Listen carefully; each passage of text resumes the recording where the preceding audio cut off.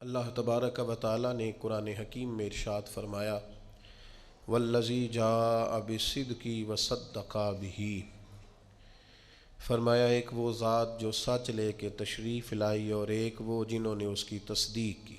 ایک وہ محبوب علیہ السلام جو سچ لے کے تشریف لائے اور ایک وہ بابرکت ذات جس نے اس کی تصدیق کی۔ اولئک ھم المتقون، فرمایا یہی لوگ پرہیزگار ہیں۔ حضرت مولا علی شیر خدا کرم اللہ تعالی وجہہ الکریم ارشاد فرماتے ہیں کہ یہاں سچ لے کے تشریف لانے والے نبی رحمت علیہ السلام ہیں اور تصدیق کرنے والے سیدنا ابو بکر صدیق ہیں۔ بہت سارے لوگ ایسے ہوتے ہیں جنہیں سچ کا پتہ ہوتا ہے، سچ کو تسلیم کرتے ہیں، انہیں خبر ہوتی ہے کہ یہ سچ ہے، لیکن اس سچ کے سامنے جھکنے کو اور اس سچ کو قبول کرنے کو تیار نہیں ہوتے۔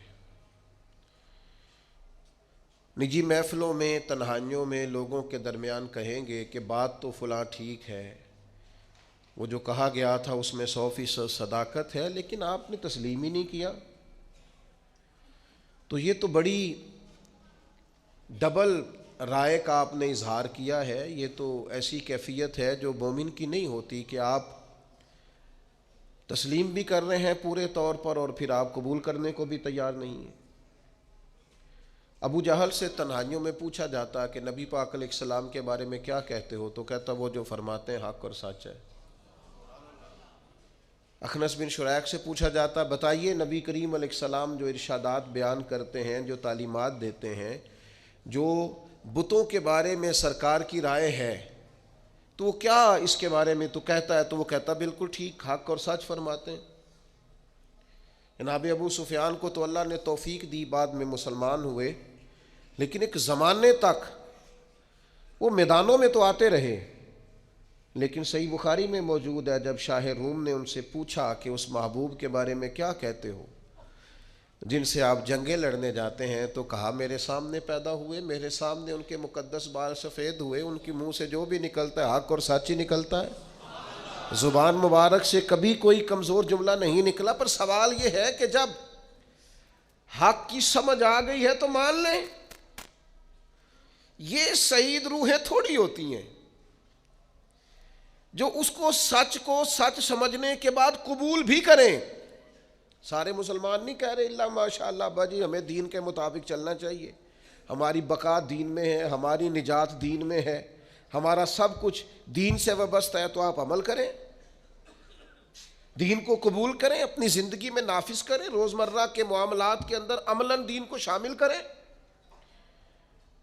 یہ درس اس امت کے امام سیدنا صدیق اکبر نے امت کو دیا ہے کہ جب سمجھ آ گئی ہے نا کہ اللہ کے رسول جو فرماتے ہیں حق اور سچ ہے، تو پھر لوگوں کی طرف نہیں دیکھنا، سوسائٹی کی طرف نہیں دیکھنا، نتیجہ کیا نکلے گا یہ نہیں دیکھنا، پھر جلدی سے آگے بڑھنا ہے اور محبوب کے قدموں میں پہنچ کر حق اور سچ کو قبول کرنا ہے۔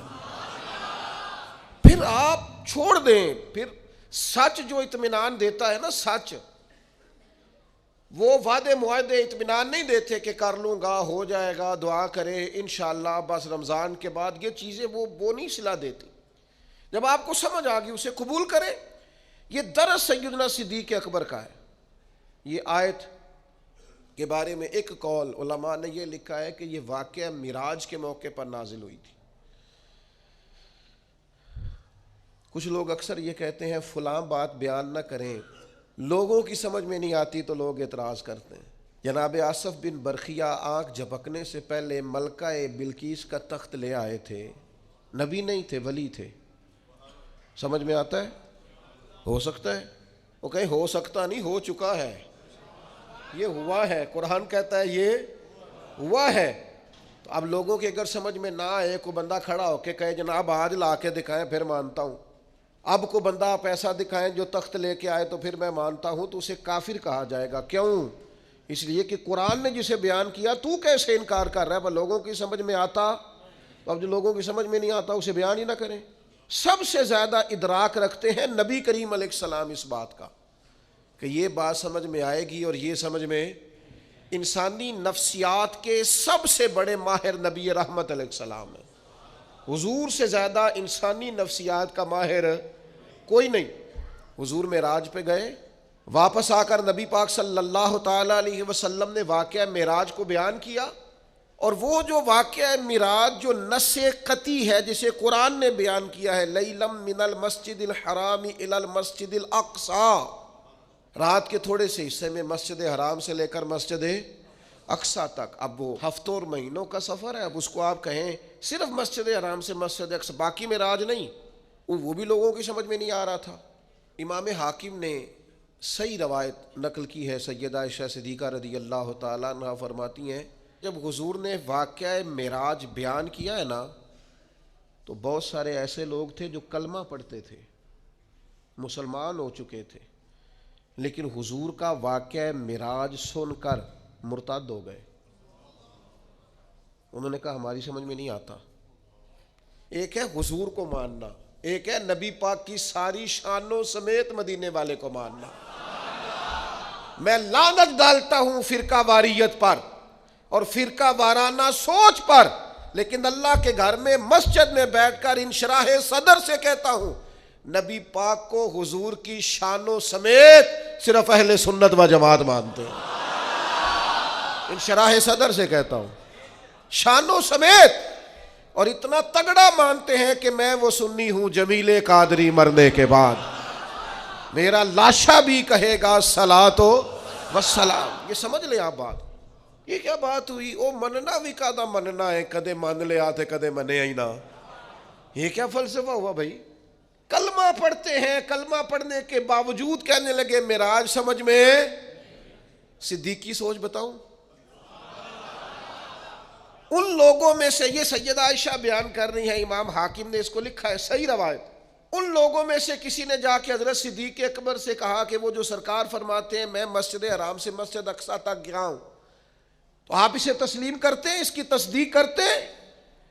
تو حضرت ابوبکر صدیق فرمانے لگے یہ تو اتنی سی بات ہے، میں تو اس سے بڑی بڑی باتوں کی تصدیق کرتا ہوں۔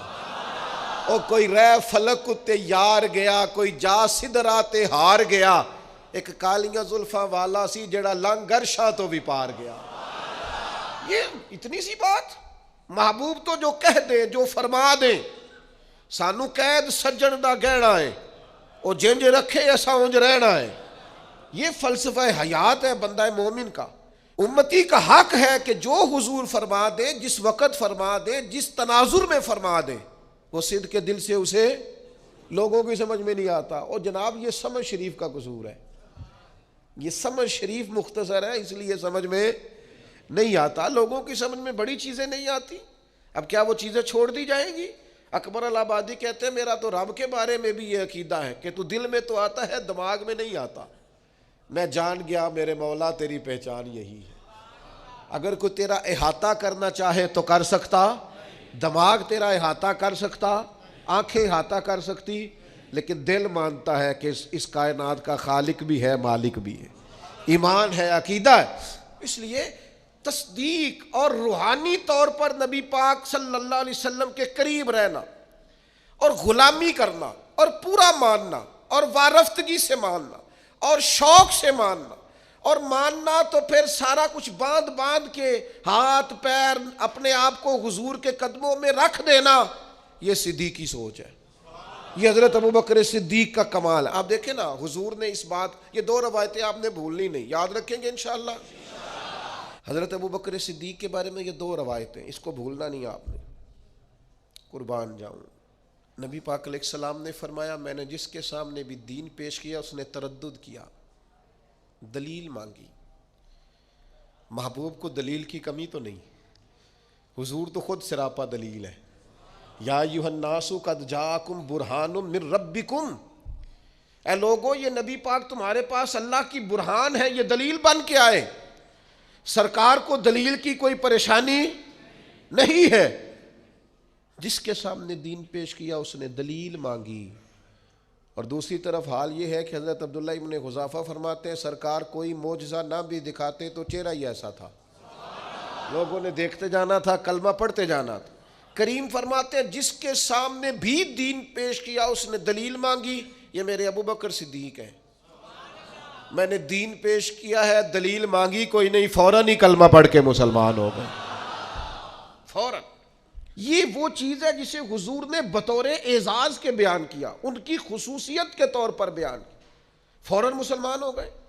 آج تردد ہے، بے چینی ہے، انتشار ہے، وسوسوں کے غلبے، لوگ فکری پریشانی کا شکار ہے، ذہنی تناؤ کا شکار ہے۔ کچھ لوگ ایسے ہیں جن کا دل کرتا ہے کوئی ہمیں پکی خبر دے دینا میں ٹھیک ہوں، تو پھر میں ٹھیک ہوں، یار چھوڑ تو نفسیاتی ہو گیا ہے، تجھے بڑے سارے گواہ چاہیے، بس تیرے اندر سے جو گواہی آتی ہے وہ ٹھیک ہے، تو دیکھ تو کہاں کھڑا ہے۔ ایک یہ روایت میرے کلیجے کو بڑا ٹھنڈا کرتی ہے، اور ایک دوسری روایت ہے، موٹر سائیکل اپنی بندے کی لگ جائے نا کبھی تو پریشانی کوئی نہیں ہوتی، اگر کسی کی اس سے لگ جائے تو، اپنے پیسے گم ہو جائیں تو کوئی پریشانی، لیکن اگر کسی کی امانت رکھی ہو، بڑا پیارا آدمی بھی ہو، بلکہ یوں سمجھ لیں گھر والوں کے بھی پیسے ہو نا، ابا جی نے بھی پکڑائے ہوں، وہ بھی گم ہو جائیں تو بندہ پریشان ہوتا ہے۔ قریبی آدمی جتنا مرضی ماں باپ کی حد تک بھی قربان جائیں، کیسے ان لفظوں کو بیان کروں، اتنی اپنائیت، اتنی گہرائی، میں قربان جاؤں اس شان غلامی پر کہ غلام ناز کریں گے ساری زندگی آقا کے اس فرمان پر۔ حضور فرمانے لگے مجھے اتنا نفع کسی کے مال نے نہیں دیا جتنا ابو بکر صدیق کے مال نے دیا، اور دوسرے مقام پہ فرمایا میرے پاس جس کے بھی پیسے آئے میں نے امانت سمجھ کے خرچ کیے، فرمایا جب ابو بکر صدیق کے آئے ہیں میں نے اپنے سمجھ کے خرچ کیے۔ قربان جاؤں، کیا انداز ہے، کیا غلامی ہے۔ ابو بکر ہماری اولادیں قربان ان رستوں پہ جہاں سے آپ گزرا کرتے تھے، اے صدیق ہمارے ماں باپ قربان ان جذبوں پر جن جذبوں سے آپ نے نبی پاک کی غلامی کی۔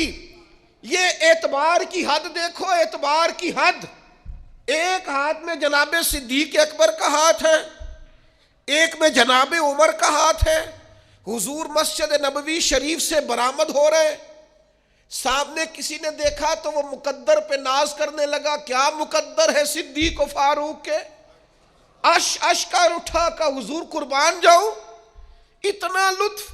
اس ہاتھ میں جناب ابو بکر کا ہاتھ تھاما، اس میں حضرت عمر کا۔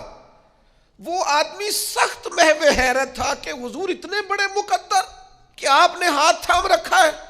تو حضور فرمانے لگے تو اتنی بات پہ پریشان اور حیران ہے، تو اتنی بات پہ حیرت زدہ ہے، میں تو جب قیامت کے دن اپنی قبر سے نکلوں گا، مزار پر انوار سے نکلوں گا تو سیدھے ہاتھ میں ابو بکر کا ہاتھ ہوگا، دوسرے میں عمر کا ہاتھ ہوگا، ہر نظر کانپ اٹھے گی محشر کے دن، اور خوف سے ہر کلیجہ دہل جائے گا، پھر اوڑھ کر کالی کملی وہ آ جائیں گے، سارے محشر کا نقشہ بدل جائے گا۔ حضرت ابو بکر صدیق رضی اللہ تعالیٰ نے امت کو یہ سبق دیا ہے، زندگی نا ذوق والی سونی ہوتی ہے، زندگی محبت والی پیاری ہوتی ہے۔ زندگی آپ کسی جگہ بھی کسی بھی ذوق کو چھوڑ دیں نا، یعنی بندہ اپنے ماں باپ کی خدمت بھی کرے تو ذوق سے ہی کرے تو ٹھیک ہے، لیکن اگر وہ 3 دن ہسپتال رہنا پڑے اور چوتھے دن وہ بڑے بھائی کو فون کرے نا تو جب آ جا یار اب میرا بھی کام رکا ہوا ہے، مزہ نہیں آیا، پریشانی ہو گئی۔ والدہ صاحبہ کو سنبھالنا پڑ گیا ایک ہفتہ تو یہ فون کر رہا ہے بہنوں کو کہ 2 آتے رہو آ کے، مزہ نہیں آیا، یہ لطف نہیں زندگی کا۔ بچوں کی آپ خدمت کی، اپنے بچوں کی، ناراض نہیں ہونا آپ نے مجھ سے، دیوانہ سا آدمی ہوں، کسی وقت دیوانگی میں بھی بات کر جاتا ہوں، اپنے بچوں کی خدمت کر کے اپنے بچوں کو پال پوس کے ان کے سامنے بیٹھ کے تقریر کرنا کہ میں تہاڈے لیے بڑا اوکھا وقت ویکھیا ہے، تو بھائی آپ ہی ابا جی تھے، آپ نہیں دیکھنا تھا، یہ گوانڈی نہ تے گل ہو نہیں سکتی کہ تو اوکھا وقت ویکھ۔ یہ اپنے بچوں کے سامنے تقریر کرنے کا کوئی مقصد ہے؟ میں آنکھیں ایسی چلو خوگرے حمد سے تھوڑا سا گلا بھی سن لے۔ میں گلی میں کھڑا تھا، اب تو ظاہر ہے عمر کا تقاضا ہو گیا، بچے بڑے ہو گئے، اب تو وہ فرزانگی نہیں رہی، اب تجاہل عارفانہ سے ہم جان چھڑاتے ہیں، کوئی ایسی بات نہیں کرتے۔ ایک دوست گلی میں کھڑا ہو کے ہمیں سنا رہا تھا بات، وہ کہہ رہا تھا ابا جی نو میں حج کرایا ہے، تو میں کہا تیرے ابا جی سن تو ہی کرانا سی، نہیں اب میرا مطلب ہے یہ کوئی گلی میں بتانے والی بات ہے، یہ الحمدللہ میں حج کرایا، تو میں کہا ٹھیک کیتا ہی، بندا بھی تیرا ہی سی، اب میں کسی پڑوسی نے کرانا تھا ان کو، آج تیرے والد صاحب ہیں تو آج بھی آپ جب ذوق نہیں نہ رکھتے، ذوق، تو نقصان ہو جاتا ہے۔ آپ شاگرد بھی بنے تو ذوق والے، آپ مرید بھی بنے تو ذوق والے، بیٹے بھی بنے تو ذوق والے۔ او مننا کدا مننا ہے، کدے مان لیا تے کدے منے ہی نہ مانے، تو پھر اس کا لطف ہو نا ماننے کا۔ نبی پاک علیہ السلام صلح کرانے تشریف لے گئے، پیچھے نماز کا ٹائم ہو گیا، اقامت ہو گئی، صحابہ کو پتا تھا حضور نہ ہو تو جماعت کا حق کس کا ہے، یہ بخاری مسلم میں موجود ہے۔ جناب ابو بکر صدیق کا بازو پکڑ کے مصلی پہ کھڑا کر دیا، سرکار واپس آ گئے، صف میں آئے تو صحابہ ہاتھوں پہ ہاتھ لگا کے جناب صدیق کو تنبیہ کرنے لگے کہ حضور آ گئے۔ حضرت صدیق اکبر کو جب پتہ چلا کہ حضور آ گئے تو دوران نماز ہی نبی پاک کی تعظیم شروع کر دی، دوران نماز ہی۔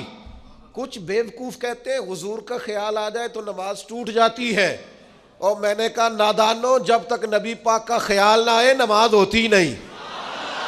بتاؤ نا، یہ حضور کا خیال نہیں السلام علیکہ ایھا النبی، یہ حضور کا خیال نہیں اللہم صلی علی محمد وعلی آل محمد، یہ کس کا خیال ہے؟ کہاں بیٹھ کے لکھتے ہو اور بولتے ہو، سمجھتے ہی نہیں کہ کیا کہہ رہے ہو۔ عین حالت نماز میں حضور کی تعظیم، عین حالت نماز میں ایک قدم پیچھے ہٹایا تو نبی پاک بھی حالت نماز میں کہہ رہے ہیں پڑھاؤ نماز، پر حضرت صدیق اکبر پیچھے ہٹ رہے، حالت نماز پڑھا کے میں تے ول ویکھاں، مینوں کعبہ بھول گیا ہی، بھول گئیاں نہیں سب سوم صلاتاں، اکو یار دا فکر پہ آئی۔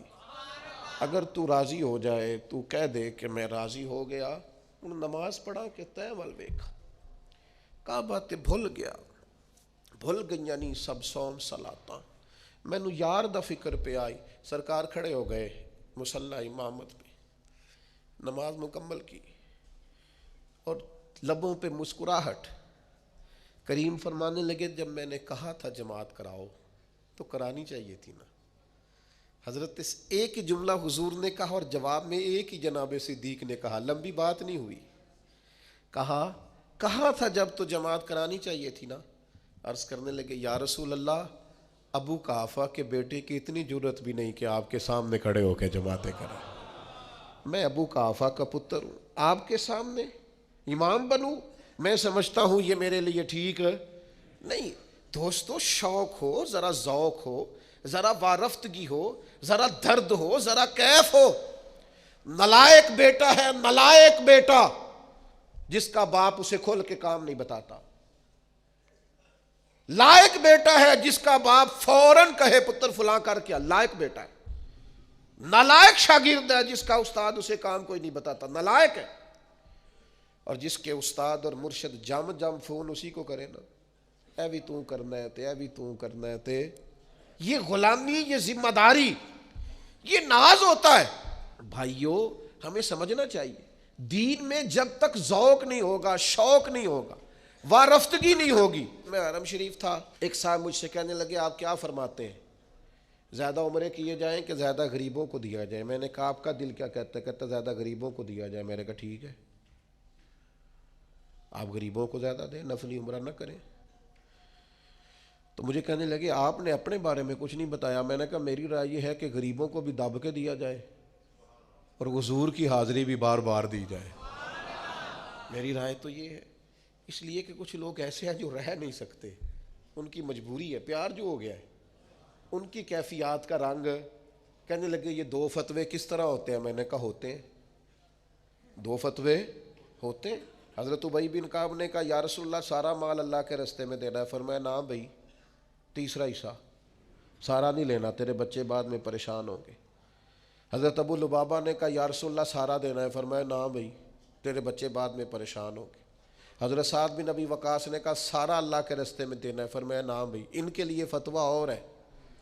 ابو بکر صدیق سارا ہی لے آئے، فرمایا تو لے آ، تیری خیر ہے، تیرا سارا ہی قبول ہے، تیرے لیے کوئی مسئلہ نہیں ہے۔ میں کیسے آپ کو بتاؤں کہ اولاد بزدل کر دیتی ہے، اپنے لیے انسان اتنا پریشان نہیں ہوتا جتنا بچوں کے لیے ہوتا ہے۔ جوان بیٹیاں تھیں جناب صدیق اکبر کے گھر میں، لیکن سارا مال ہجرت کی رات لے گئے۔ حضرت اسماء بنت ابی بکر سردار کی بیٹی، لیکن ابو جہل نے آ کے پوچھا کہاں لے گئے ہیں نبی پاک کو تیرے والد؟ جناب اسماء کہتی ہیں اس سختی کے ساتھ مجھ سے پیش آیا کہ میرے رخسار پہ تھپڑ بھی مارا۔ کس کے لیے؟ حضور کی بارگاہ کے لیے۔ مسلمان دین پر عمل کرتا ہے تو اس کے اندر وہ کیفیات نہیں، وہ جذبات نہیں۔ علامہ اقبال کہتے ہیں بجھی عشق کی آگ اندھیر ہے، اب یہ مسلمان نہیں، یہ خاک کا ڈھیر ہے۔ اب تو یہ خاک کا ڈھیر ہے، کوئی بھی ہوا چلائے گا، پنکھا چلائے گا، یہ اڑ جائے گا۔ وہ جو عشق کے ساتھ حضور کے لیے رکے ہوئے تھے وہ پہاڑ تھے اصل۔ ہم نے وہ ذوق نہیں سمجھا۔ اور پھر ایک اور بات بھی آپ کو عرض کروں، ایک ہے شریعت کا حکم، ایک ہے اللہ رسول کا حکم، اور ایک ہے رب رسول کی مرضی۔ زیادہ مشکل بات نہیں ہے، بس سمجھنے کی کوشش کرنا۔ ایک ہوتا ہے حکم اور ایک ہوتی ہے، فرمایا طلاق دینا گزارا نہ ہو تو اجازت ہے، پر یہ مرضی تو نہیں نہ طلاقیں ہوں۔ کسی نے کسی کو مارا تو مشیت الہی یہ ہے کہ بندہ مر جائے گا، پر اللہ کی رضا تو نہیں کوئی کسی کو مارے۔ مشیت، شریعت، حکم اور ہے، اور مرضی اور ہے۔ آپ کسی کو گولی مار دیں وہ مر گیا، حکم الہی آ گیا، امر ہو گیا، لیکن یہ اللہ کی رضا، مالک کو پسند تو نہیں کہ کوئی مسلمان کسی کو مارے۔ بات سمجھ رہے ہیں؟ وہ کہتے ہیں جی میں نا حضرت صاحب نو استاد صاحب نو پوچھ کے چھٹی لے کے آیا، اور بھائی تو چھٹی منگی سی تینوں دے چھڑی، ورنہ مرضی تو دیکھ بھلا، ان کی مرضی تھی کہ تو جائے۔ چھٹی اور چیز ہے، پوچھنا اور چیز ہے۔ حضرت صدیق اکبر نے نا نبی پاک کی رضا کو سمجھ لیا تھا۔ سونا راضی کس بات میں؟ حضور کی کیفیات کیا ہے؟ نبی پاک نے بس چاہا تھا کہ حضرت بلال کو خرید لیا جائے، صرف چاہا تھا۔ حضرت ابو بکر صدیق جا کے خرید بھی لائے۔ حضور کی رضا سمجھ گئے نا۔ یہ جو رضا کچھ بندے کہتے ہیں میں ابا جی نو آکھیا مینوں حکم کرو، اور میں نے کہا ابا جی سے حکم نہیں پوچھا جاتا، آپ ابا جی کو ویسے کیوں نہیں سمجھتے کہ ان کی طبیعت کیا ہے؟ آپ مزاج کو سمجھیں۔ حضور نے فرمایا باپ کی رضا میں رب کی رضا ہے، آپ اس کیفیت کو سمجھیں، اس گہرائی میں اترے، والد آپ کے کیا چاہتے ہیں اس کے مطابق آپ عمل کریں۔ یہ کیا بات ہوئی کہ میں پوچھوں گا؟ میرے لیے کوئی حکم ہوا تو دسیا جی، ایک ہی گل ہوئی جی۔ آپ کو کیسے یہ پوچھنا پڑا کہ حکم ہوا تو بتانا؟ آپ کو پتہ ہونا چاہیے تھا، آپ کو قبل اس کے علم ہونا چاہیے تھا، لیکن آپ کہہ رہے ہیں کہ اگر کوئی حکم ہوا، کوئی بات ہوئی تو پھر مجھے بتائیے گا۔ یہ انداز درست نہیں ہے۔ پوری مرضی، پوری شناسائی، پوری کیفیات اس کو سمجھنا چاہیے۔ نبی پاک علیہ الصلوۃ والسلام نے خطبہ ارشاد فرمایا، حضور فرمانے لگے اللہ نے اپنے ایک بندے کو اختیار دیا ہے، چاہے تو دنیا میں رہے اور چاہے تو اللہ کے حضور حاضر ہو جائے، یہ اللہ نے اسے اختیار دیا ہے۔ صحابہ کرام علیہم رضوان فرماتے ہیں کہ ہم سارے کے سارے پریشان تھے اور ڈھونڈ رہے تھے اور ٹٹول رہے تھے کہ سرکار کیا فرما رہے ہیں، لیکن فرماتے ہیں جناب صدیق اکبر کی آنکھوں میں آنسو آ گئے اور وہ آنسو بہانے لگے، رونے لگے۔ فرماتے ہیں ہم سارے پریشان تھے کہ یہ کیا انداز ہے، سرکار نے کیا بیان فرمایا ہے، اور اگر حضور نے بیان بھی فرمایا تو حضرت صدیق اکبر کی آنکھوں میں آنسو، اس کا کیا معنی ہے؟ اللہ نے اپنے بندے کو اختیار دیا، چاہے تو دنیا میں رہے چاہے تو اللہ کے حضور حاضر ہو جائے، اس پر آنکھوں میں آنسو آنا جناب صدیق کے، بات سن کے معنی کیا ہے؟ فرماتے ہیں کوئی وہاں تک نہیں پہنچ رہا تھا جہاں جناب صدیق اکبر پہنچ گئے۔ فوراً سرکار کے جانے کے بعد جب سوال کیا کہ یہ آپ کیوں روئے، تو فرمایا تمہیں سمجھ نہیں آئی، حضور جس بندے کی بات کر رہے تھے وہ اپنی بات کر رہے تھے، اللہ نے مجھے اختیار دیا۔ آپ رضا کو سمجھیں، شریعت کی رضا کیا؟ آپ یہ مت سمجھیں کہ میں نے جی اجازت لے لی ہے، مجھے جی حکم مل گیا تھا، میں جی بات سمجھ گیا ہوں۔ آپ رضا کیوں نہیں سمجھ رہے دین کی؟ دین کی جو اصل مرضی اور منشا ہے اس منشا کو سمجھا جائے۔ بہت سارے لوگ ایسے جنہیں بہت ساری باتوں کا پتہ ہوتا ہے، چشم پوشی کا مظاہرہ کرتے ہیں، جان بوجھ کر بھولے پن کا مظاہرہ کرتے ہیں، پورے شعوری طور پر ذہنی طور پر بلند فکر ہوتے ہیں، لیکن جان بوجھ کر وہ کمزوری کا مظاہرہ کرتے ہیں۔ حضرت صدیق اکبر رضی اللہ تعالیٰ عنہ نے یہ غلامی کی، وہ ذرا وارفتگی والی کی۔ آپ کوئی کام بھی کریں نہ ذوق کے بغیر کریں تو وہ کام بندے کو تھکا دیتا ہے، پریشان کر دیتا ہے، لیکن اگر آپ وہی کام ذرا شوق سے کر لیں نا۔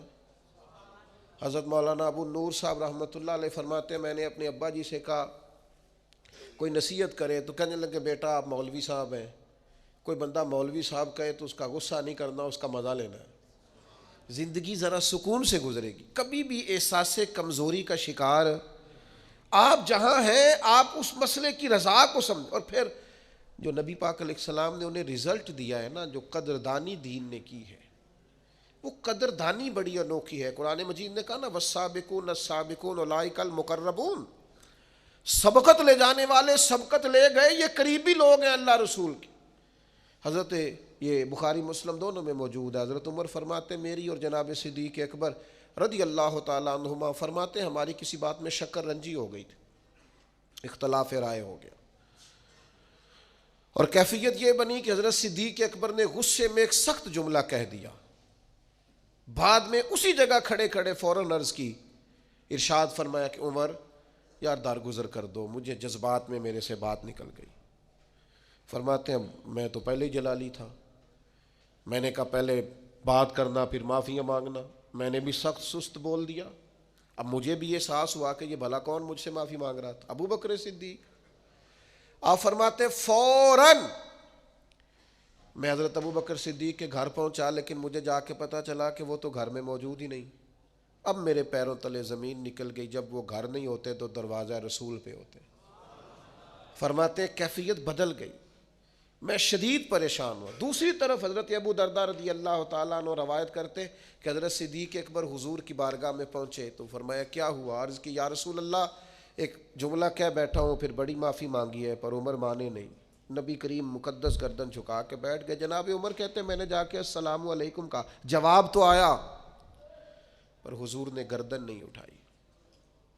فرماتے میں پورا ڈرا، دیر تک سوچتا رہا یہ کوئی بات کرے، سرکار کچھ کہیں گے تو میں معافی مانگوں گا، لیکن فرماتے ہیں نبی پاک صلی اللہ تعالیٰ علیہ وآلہ وسلم نے کوئی بات ہی نہیں کی۔ اب میں نے ہی بات چھیڑی، میں نے کہا یا رسول اللہ مجھ سے غلطی ہو گئی، اگر جناب صدیق اکبر نے مجھ سے کہا تھا تو مجھے معاف کر دینا چاہیے تھا۔ فرماتے اب سرکار کا چہرہ نور اٹھا اور میں نے حضور کے مقدس جملوں میں جلال دیکھا۔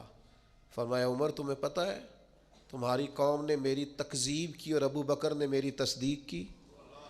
فرمایا تمہیں خبر ہے اس بات کی کہ ہر شخص نے مجھ سے ہر چیز کو روکا اور جناب صدیق اکبر نے میرے لیے قربانیاں دی۔ حضرت سیدنا عمر فاروق فرماتے ہیں نبی پاک علیہ السلام نے 3 دفعہ فرمایا کیا تم میری خاطر ابو بکر کو چھوڑ نہیں سکتے تھے؟ میری خاطر، اللہ کرے آپ کو سمجھ آئے بات کی، کیا میری خاطر ابو بکر کو چھوڑ نہیں سکتے تھے؟ گویا حضور فرما رہے ہیں جو جناب صدیق اکبر کی طرف دیکھے تو میری نسبت کی اینک لگا کے دیکھے، اس کا جو میرے ساتھ تعلق ہے اس تعلق کی بنیاد پر دیکھے۔ مسلمانوں کے اندر جب سے بحثیں بہت ہونے لگی ہیں نا، فکری انتشار بڑھ گیا ہے، روز ایک نئی بے یقینی جنم لیتی ہے، روز، چونکہ ہم تبصروں والے ملک میں رہتے ہیں، اگر کوئی ملک تبصروں سے ٹھیک ہوتا تو سب سے پہلے ہمارا ملک ٹھیک ہونا تھا۔ ہم تبصروں والے ملک میں رہتے ہیں، اتنی گفتگو نشستن گفتن برخاستن، اور پھر حال یہ ہر بندے کے پاس اندر کی خبر ہے، سب کے پاس موبائل ہے تو سارے ہی صحافی ہیں، آپ جس سے بھی ملیں گے 2-4 اندر کی خبریں اس کے پاس ضرور ہوں گی۔ تو حضرت صدیق اکبر رضی اللہ تعالیٰ عنہ کی شخصیت بتاتی ہے کہ دین بحث کرنے نہیں آیا، غلامی کرنے آیا۔ شریعت کے ہر فرمان پر جب آپ نے مان جو لیا، یہ بحث، یہ تکرار، یہ سیکھنا، یہ کلمہ پڑھنے سے پہلے کی باتیں، جب آپ نے تسلیم کر لیا پھر صرف غلامی کریں گے، اور ذوق سے کریں گے، اور شوق سے کریں گے، اور توانائی سے کریں گے۔